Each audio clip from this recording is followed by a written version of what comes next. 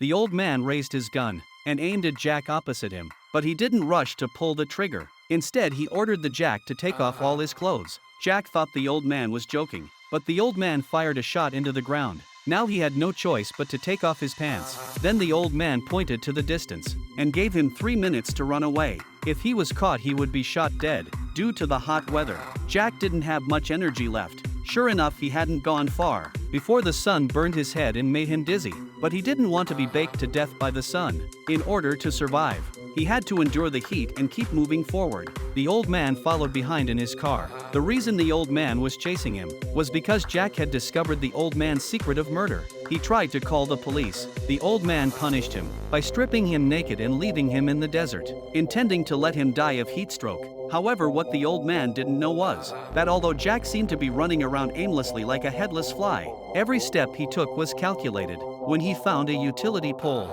he immediately thought of a way to survive. Based on his childhood memories, he knew that a small hut had been built nearby, and that it must contain some survival supplies, so he hurried in the direction he remembered. At this point, the old man seemed to notice something was amiss, but he didn't think much of it. However, in the blink of an eye, Jack jumped into the deep pit. Seeing the young man suddenly disappear, the old man immediately became alert. He quickly chased after him in the direction of the deep pit. Soon Jack heard the roar of the old man's car as he fled in panic. He luckily found the intersection where the hut was located in his memory. He quickly pushed aside the rocks at the entrance and crawled inside. However, the smoke that lingered for a long time still revealed his location. The old man then waited at the entrance. He was certain that Jack would eventually crawl out, but what he didn't know was that there was another world inside the cave. At this point, Jack was extremely thirsty, but after searching for a long time, he couldn't find a single drop of water. Fortunately, he discovered a pair of shoes on the ground.